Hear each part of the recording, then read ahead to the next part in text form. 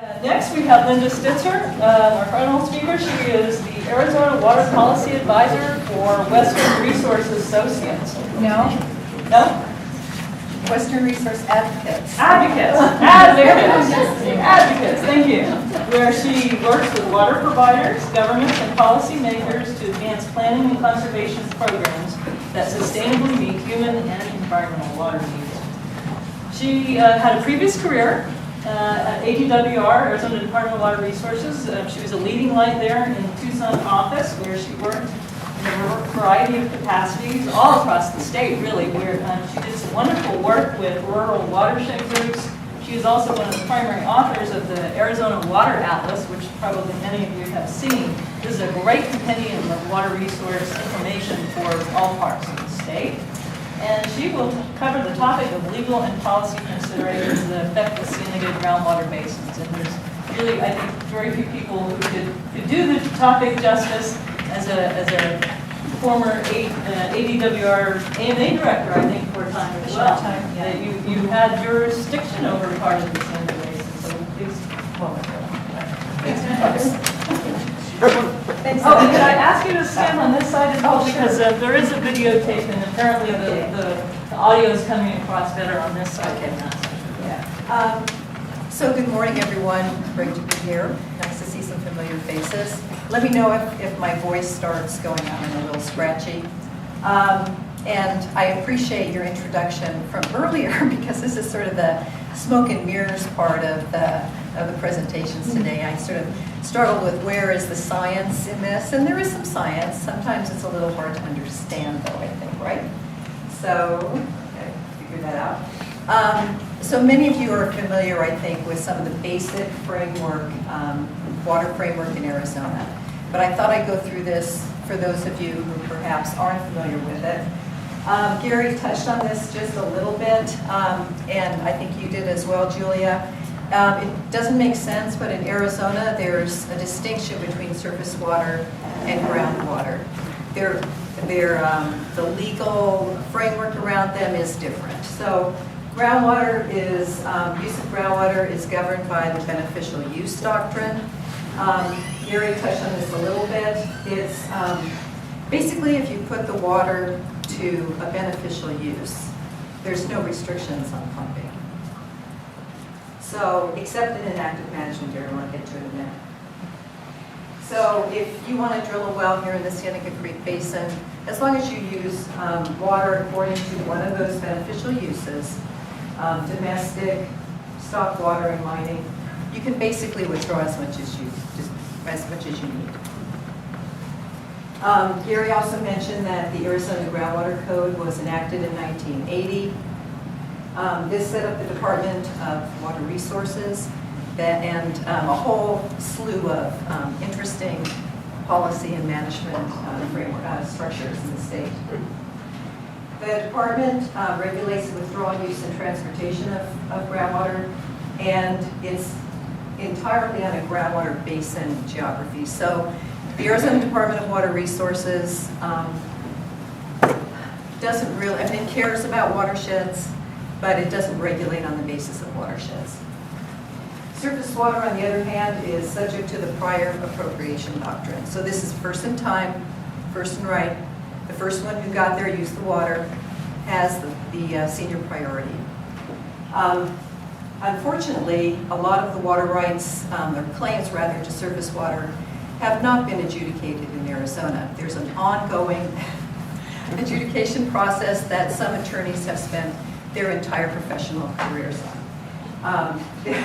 There's a lot of interest in trying to resolve this, but there's really not a lot of action going on right now. As far as rivers and streams go, there are very few legal protections. There is an in-stream flow right process in Arizona, but it didn't really come into effect until 1979, and so by then, there were thousands and thousands of claims for surface water in the state. So these claims are quite junior, in most cases, to other surface water claims.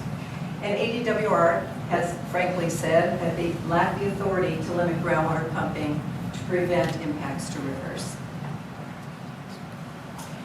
So, again, when it comes to Arizona water law and policy, geography matters. There's 51 groundwater basins in Arizona. Cienega Creek is one of them. The yellow basins here are the active management areas.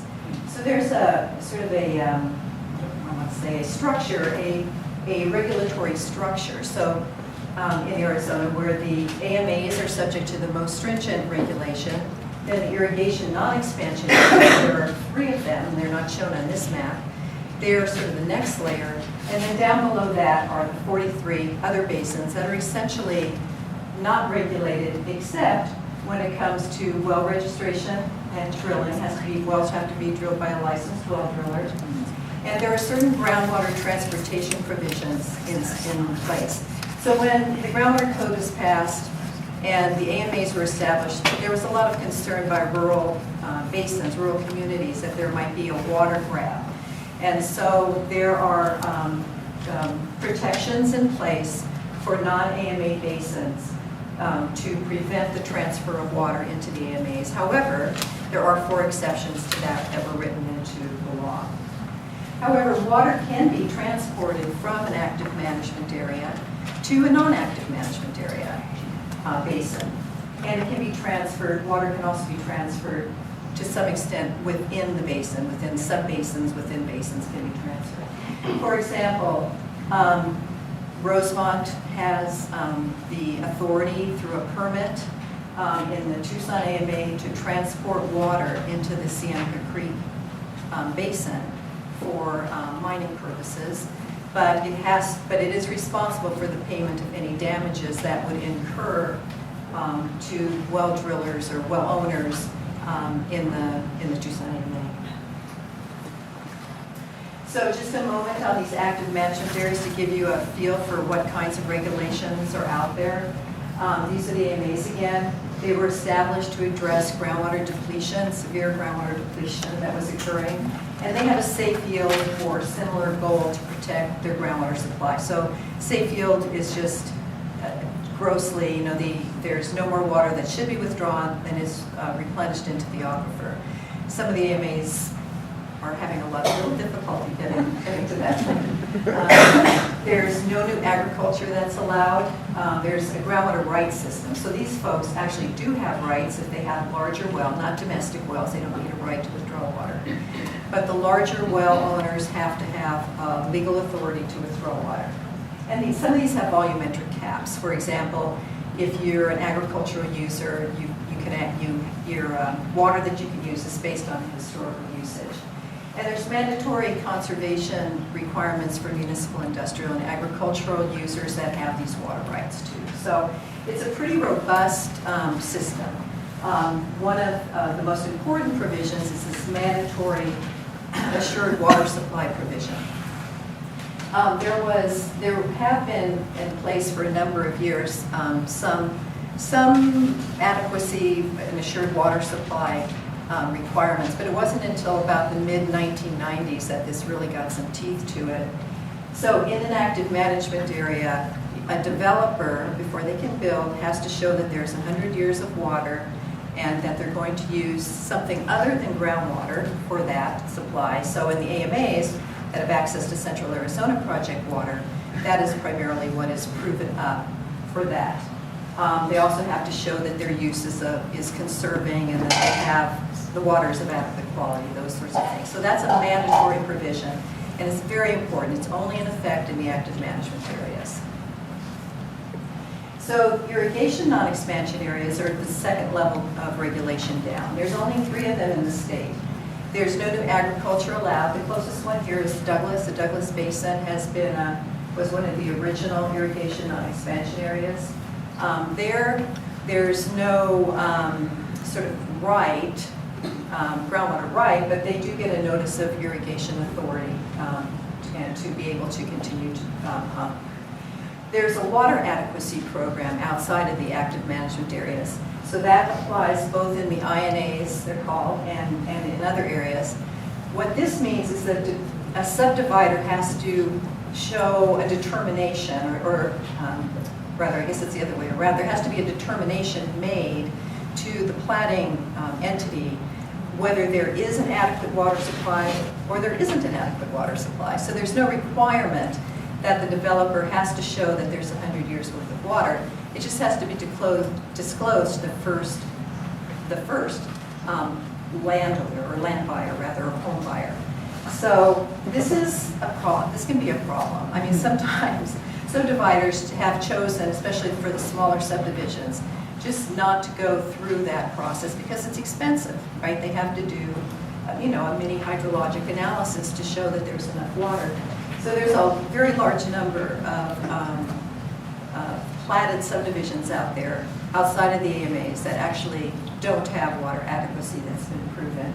And again, outside of these INAs and AMAs, there's no caps on water use, and there's no limit on the amount of agricultural lands that can be brought into production.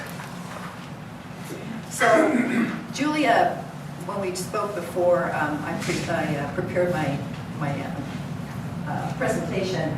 She said, well, what is going on with this watershed? I mean, how can the basin just cut off where there's a river? But this is not the only case. This is not the only case where a basin crosses a river boundary. Shown on the left, of course, is the Cienega Creek watershed. There's a Cienega Creek groundwater basin. You can see it goes pretty far south. I've tried to line up the county line between Santa Cruz and Pima County, although the maps are on different scales, it gives you a little bit of frame of reference.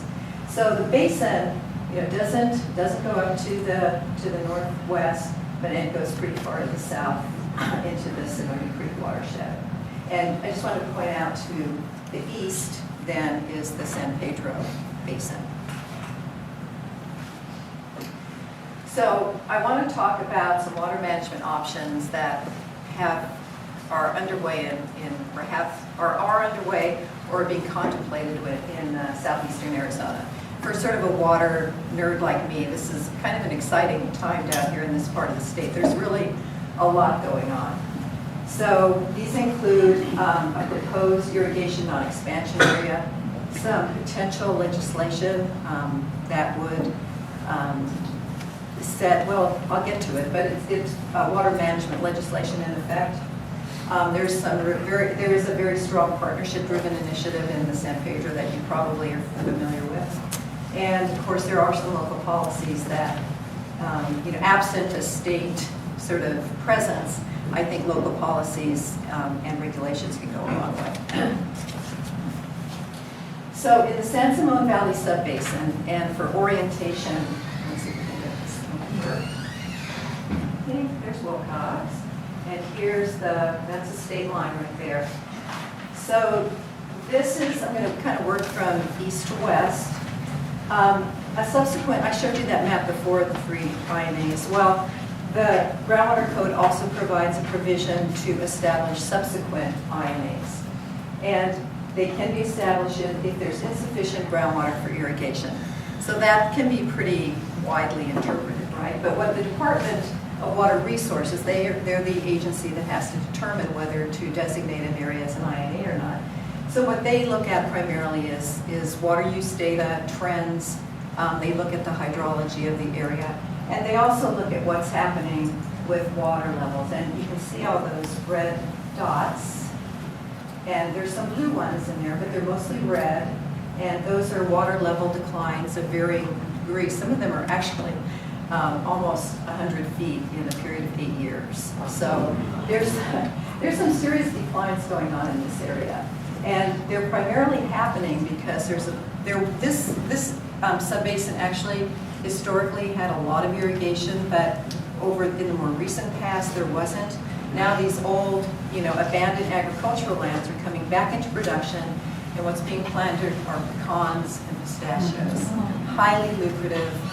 California, people coming in from California, foreign investors. I mean, this is a big cash crop.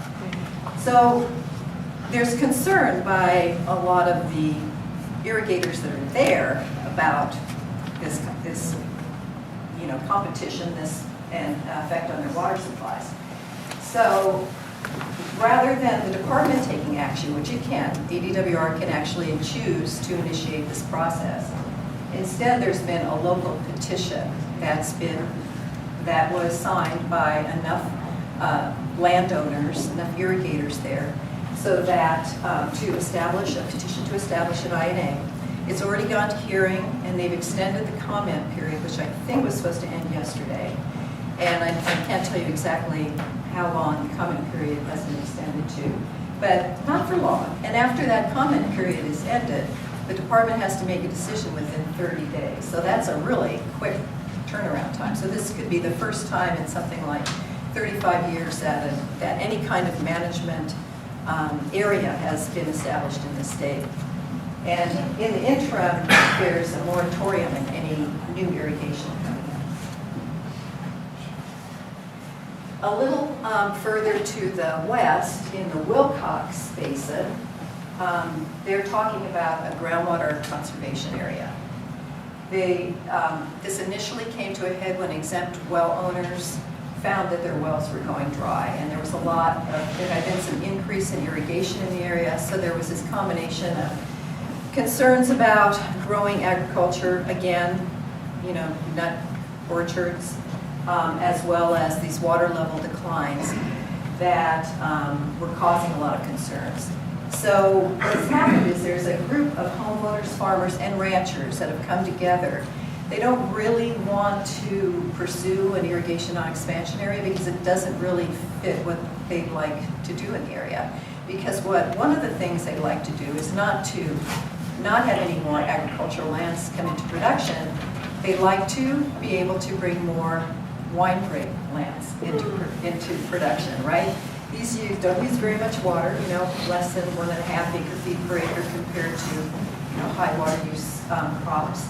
So they want to figure out a mechanism that would not only allow for the planting of new vineyards, but also to allow the movement of agricultural land. So it could be moved to, they could be moved around. It wouldn't just be locked into place.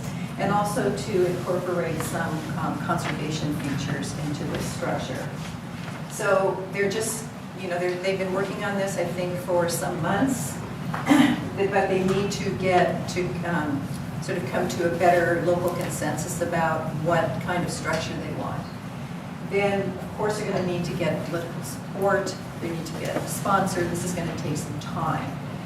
But it's really, I think, a fascinating thing. I mean, if this happens, I think it could really be a model for something that can be initiated in other basins in the state. This is something that really hasn't been in place before. I did talk to someone at DWR. There is a possibility that if it looks like it's going to be taking a really long time, they may go actually for an INA structure. And I think there were some people who wanted to go for an INA structure, but I think with the understanding that it would probably, that it would be a temporary thing until this could be put in place. I think you're all familiar with the Sierra Vista subwatershed just to the east of here. The basin itself goes from the international border, up to the Benson Narrows. But this area, which is just directly east of here, is the subwatershed. I think you know that. Let's see if there's my pointer. Like here, there's a national conservation area. Here's the San Pedro River running down the middle with the San Pedro Riparian National Conservation Area on either side of it. There's a little gap down there in an area called the Gap. And the Upper San Pedro Partnership has been in place since about 1998 to address the water demands of the community as well as the water needs of the Spring Cup. It has been able to bring in millions and millions and millions and millions of dollars for scientific studies. I like to say that it's the most studied watershed in the entire universe. So there's groundwater models, riparian studies. They're basically tracking the overdraft, tracking what's happening with the balance between supply and demand. And that process in itself has grown from sort of an accounting sheet sort of approach to more of a, looking at multiple indicator approach that is being developed now. Another important aspect of this area is that Fort Huachuca, of course, is the economic engine for the Sierra Vista area. It is has to operate under a biological opinion because of Endangered Species Act requirements, where it must offset the water that is associated with the fort, both on fort and off fort, by doing management strategies, conservation easements, those sorts of things in the subwatershed. There have been several state regulatory efforts that have failed in this sub-basin, or actually in the whole basin, and in the sub-basin, or subwatershed rather. There have been 2 attempts or 2 reviews to see if it met the statutory criteria to make it an active management area. And I got to do one of those. It was pretty exciting. I found that the public process, public outreach was really critical. I had actually threats against me when we started looking at this. But I did, I survived. And there was also an attempt to create a water district. There actually was legislation to create a water district that would have had some regional water management authorities. Unfortunately, or fortunately, it had to go to a public vote, and it failed with the public vote process. But there have been a lot of local actions, which I'm sure some of you are familiar with. There's a new near river stormwater recharge project down in the Palominas area. This has been in place, I think, for 2 years, going on 2 years now, where they're capturing sheet flow and putting it into recharge basins in an area near the river in order to improve river flow. The community of Sierra Vista has wetlands that is for effluent recharge, and is creating creating an effluent mound between the river and the pumping centers in order to protect the river from the regional pumping. There's a lot of conservation that's been occurring there, toilet rebate programs by the city, and rebates for those, and for rainwater harvesting systems. Also conservation easements. The Nature Conservancy has purchased, made it possible, set aside conservation easements all along the river in the Gap area specifically, and in other areas that protect the river from pumping. And I wanted to mention one thing. I mean, Gary hit the nail on the head when he showed his little meter on his well. I mean, he just, domestic wells do not have to be metered. There's no reporting. We don't really know how much they're using. We can only estimate. When I first started at Western Resource Advocates, one of the first things I did was looked at the domestic wells in the Sierra Vista subwatershed. In the area that we studied, which was in the unincorporated area, most of that is certainly nearest the river, there's something like 5,000 wells in this area. And we knew we couldn't really estimate their demand in a meaningful way. We did come up with some general estimates of indoor and outdoor use. But our real focus was to identify conservation potential, not to really quantify the demand, but to quantify if there was and analyze rather, if there was the possibility of a conservation program for domestic wells. And over the last year, actually, in conjunction with another nonprofit, there has been a toilet rebate program for near-stream domestic wells. I think the first, perhaps, sort of spatially focused conservation program that I know of. So we're pretty thrilled about that. Okay. And then, of course, there's local policies and regulations.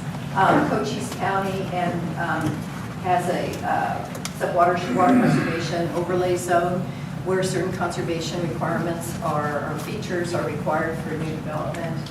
Also, they've adopted water conservation codes, all the communities in the Sierra Vista watershed that are more stringent than the existing plumbing codes, for example.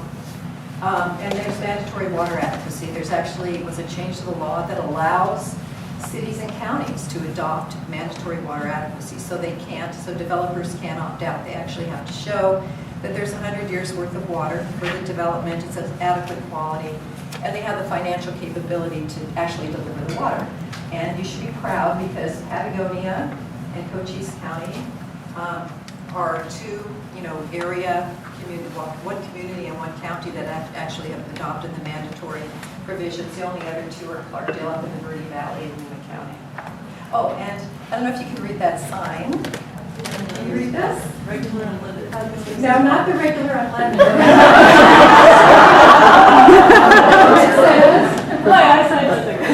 It says, how do we use water? Does anyone know where this is? Charlie's gas station. In Patagonia, okay. Yeah. Yeah. I mean, I've been in all the 51 groundwater basins in the state, and I've never seen this at a gas station. And I think it sort of speaks to the water awareness area. It's great. I have two more slides. Fun time. I want to just touch on reserved rights because I think this is an important thing to talk about, both in the San Pedro Basin and here. This is water that's reserved for federal lands in an amount sufficient to carry out the purposes of the federal lands. So BLM and two landowners actually sued the Department of Water Resources and a water company and it services the watershed over approval of an adequate water supply for a large 7,000 unit development expected to impact the San Pedro River. And the BLM, one of its argument was that, well, you didn't consider the impact of this development on our federal reserved rights. And the Superior Court judge ruled in favor of the litigants. And so this is really, shattering, earth-breaking news. This is really a recognition of the failure to consider the connection between surface water and groundwater. And so it's under appeal, of course, and more to come on that. So my last slide, I just wanted to touch on the future of this basin.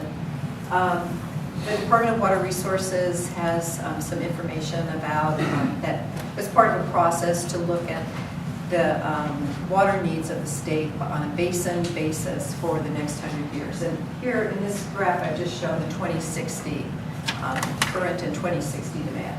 So was estimated to be about 8,500 acre feet of natural recharge in the basin, in this big groundwater basin, and about 1.6 million acre feet in storage.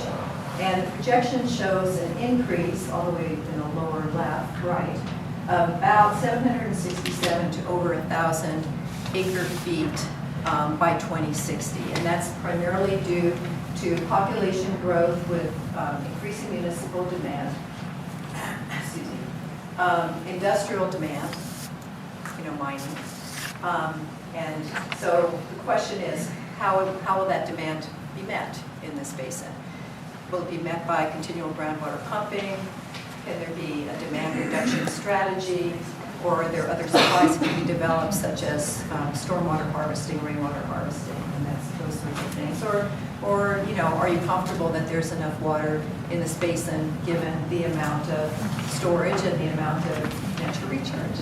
I mean, obviously, looking at it on a basin basis is not as meaningful as looking at local or localized kinds of impacts. And, just because there's enough water doesn't mean that there's not going to be impacts to the natural environment. And one more thing, the Department of Water Resources, in an attempt to sort of address the future of Arizona's water supplies, had issued a strategic vision about a year ago with some strategies on a sort of a regional basis. Unfortunately, it lumped the Cienega Creek Basin in with the active management area, so it's not really very helpful. So I really think that local solutions, local approaches are really sort of the way to go. So I hopefully didn't exceed my time too much. Thank you.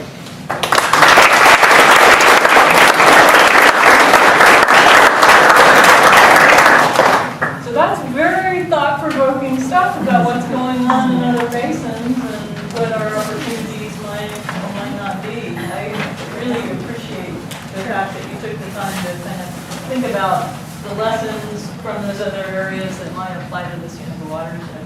And Gary, also, you've given us some really important things to think about as well. And unfortunately, we're not going to have time to do questions right afterwards.